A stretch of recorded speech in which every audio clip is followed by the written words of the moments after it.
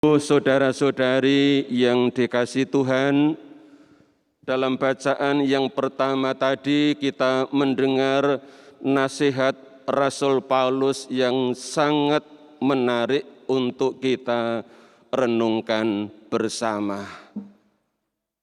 Yang paling gampang untuk diingat adalah yang dikatakan oleh Rasul Paulus di bagian terakhir bacaan tadi. Roma bab 12. Di ayat 16 Paulus katakan, "Janganlah kamu memikirkan yang muluk-muluk, tetapi arahkanlah dirimu kepada perkara-perkara yang sederhana." Contohnya, nyambangi dulur, mengunjungi saudara. Bisa saudara kandung, bisa orang tua, bisa anak, bisa cucu, bisa cicit, keluarga inti, bisa keluarga yang lebih luas dari itu. Nyambangi dulur. Untuk apa mengunjungi saudara, keluarga, atau famili yang dalam keseharian tidak selalu bersama? Kunjungan antara lain dimaksudkan untuk berbagi kehidupan, untuk berbagi rasa, empati, ikut merasakan apa yang orang lain rasakan, apalagi kalau orang lain itu adalah saudara atau anggota keluarga atau sahabat karib. Berbagi rasa. Itulah sebabnya dalam ayat sebelumnya, di ayat 15 tadi, Rasul Paulus memberi nasihat. Bersukacitalah dengan orang yang bersukacita, dan menangislah dengan orang yang menangis. Itulah empati.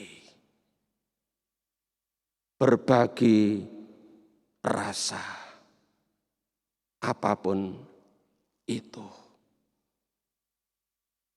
Contoh yang paling konkret adalah Maria. Seorang yang sangat berempati dengan saudara.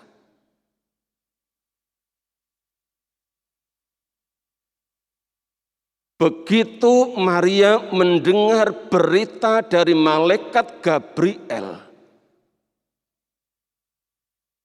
yang mengatakan, "Dan sesungguhnya Elisabet sanakmu itu, ia pun sedang mengandung pada hari tuanya, dan inilah bulan yang ke-6 bagi dia yang disebut mandul itu." Dikatakan di Lukas bab 1 ayat 36. Ayat berikutnya di perikop mulai ayat 39, Lukas mencatat, beberapa waktu kemudian berangkatlah Elisabet dan langsung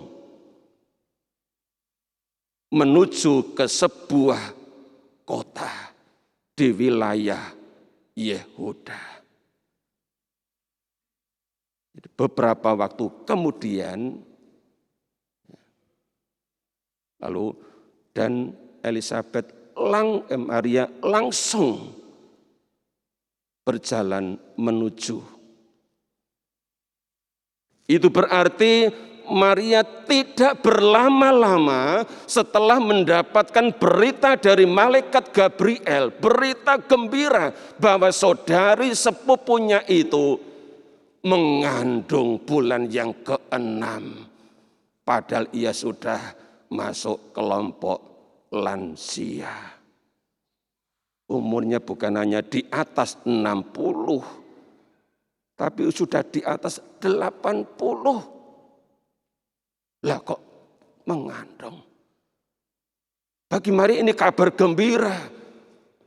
Maka dia segera beberapa hari kemudian langsung pergi menuju ke Yehuda, ke sebuah kota yang disebut Ain Karim, yang jaraknya dari Nazaret sampai ke Ain Karim itu 120 kilometer. Apa yang menggerakkan Maria untuk segera pergi ke rumah Elisabet dan Zakaria? Apa yang menggerakkan?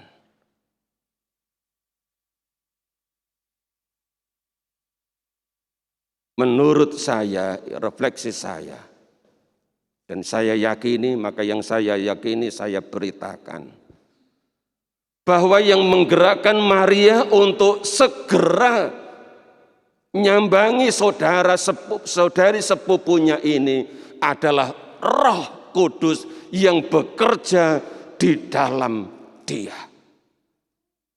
Roh itu bekerja mendorong Maria untuk melakukan satu keutamaan hidup, nyambangi dulur, mengunjungi saudari sepupunya yang dikatakan oleh malaikat Gabriel telah 6 bulan mengandung.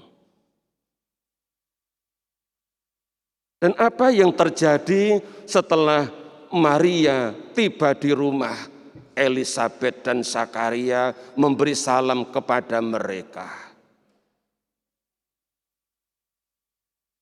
Bukan hanya Zakaria bersukacita, bukan hanya Elisabet bersukacita, bahkan anak yang ada dalam rahim Elisabet pun bersukacita. Dikatakan melonjak kegirangan menyambut Maria, Yusuf, dan anak yang ada dalam rahim Maria. Padahal Maria baru hamil muda, sangat muda. Karena begitu dia menjawab, sesungguhnya aku ini hamba Tuhan, terjadilah padaku menurut perkataanmu. Saat itulah dia mengandung dari Roh Kudus. Dan beberapa waktu kemudian, tidak lama setelah itu, dia berangkat ke Ain Karim itu. Masih sangat muda, mungkin dalam hitungan minggu, 1 atau 2 minggu. Tapi janin yang ada dalam rahim Maria itu ternyata juga bisa menggerakkan janin yang ada dalam rahim Elisabet. Sehingga Yohanes dalam rahim Elisabet itu pun melonjak kegirangan. Begitu mengejutkan. Sehingga Elisabet kemudian mengatakan, siapakah aku ini sampai ibu Tuhanku datang mengunjungi aku. Menarik yang dikatakan Elisabet, sampai ibu Tuhanku mengunjungi aku. Dia tidak menyebut nama Maria. Dia tidak menyebut dulurku, saudaraku, tidak. Tapi menyebut Ibu Tuhanku.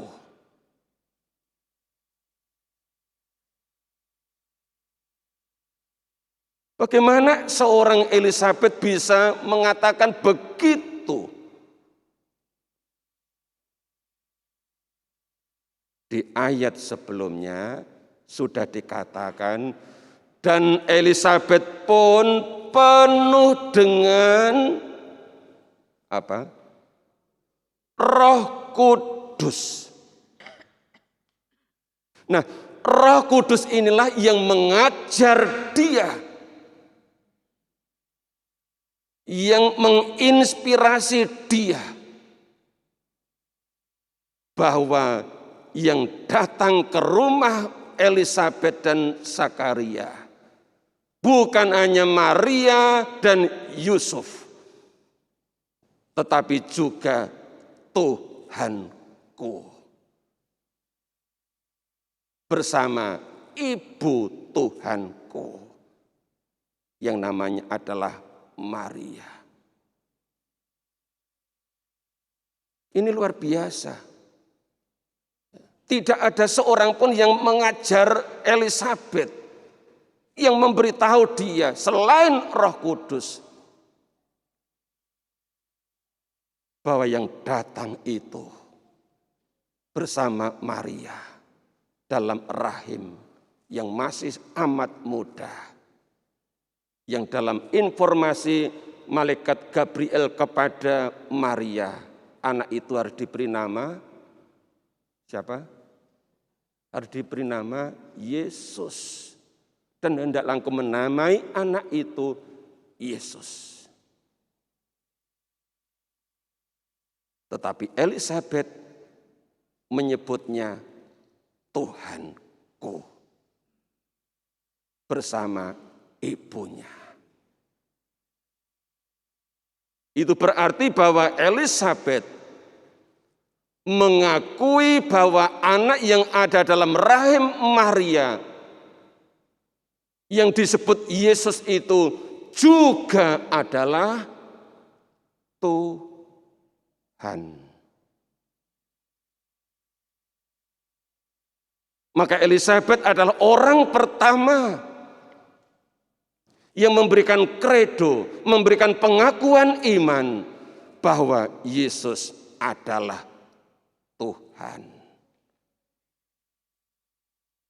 Sebelum para bapak konsili Efesus tahun 431 menyebut secara resmi bahwa Maria adalah Bunda Tuhan, Bunda Allah, Theotokos, Elisabet sudah lebih dahulu menyebut bahwa yang dalam rahim Maria adalah Tuhan. Yesus itu adalah Tuhan. Dan inilah Roh Kudus yang bekerja memenuhi Elisabet, mengajar dia untuk bagaimana memperlakukan tamu itu. Yang datang adalah Ibu Tuhanku, saudarinya, tetapi juga bersama anak dalam rahimnya yang adalah Tuhan. Itulah sebabnya Bapak Ibu saudara-saudari, Rasul Paulus dalam suratnya yang pertama kepada jemaat di Korintus di bab 12 ayat yang ketiga, dia mengatakan tidak ada seorang pun dapat mengaku Yesus adalah Tuhan selain oleh Roh Kudus.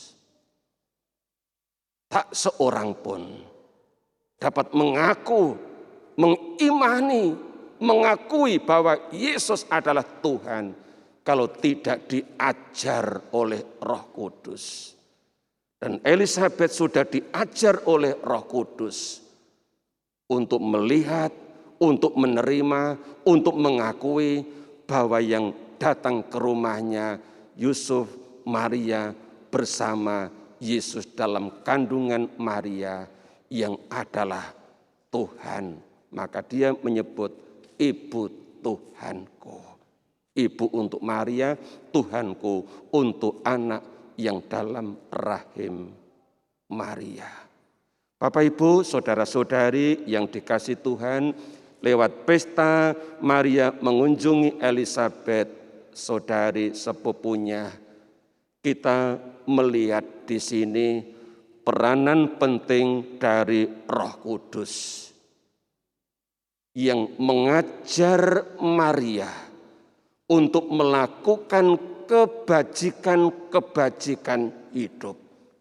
Contoh yang tadi saya sebut dan dirayakan hari ini adalah soal nyambangi dulur, mengunjungi saudara. Adalah satu bentuk kebajikan hidup yang tidak mungkin akan terjadi kalau orang tidak digerakkan oleh Roh Kudus.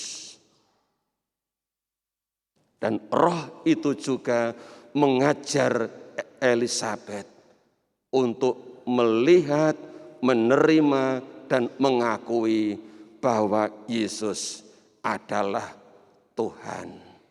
Maka mari Bapak Ibu, saudara-saudari, kita terus-menerus belajar dari Maria dan Elisabet, dua tokoh perempuan yang tampil hari ini, yang mau tidak mau kita semua juga kaum lelaki, untuk berani memandang kepada sosok dua perempuan ini dan belajar dari mereka bagaimana hidup yang terus-menerus membuka diri untuk dibimbing, untuk digerakkan dan diajar oleh Roh Kudus. Saya yakin jika Roh sungguh-sungguh bekerja dalam diri kita, kita pun juga mampu untuk melakukan kebajikan-kebajikan hidup.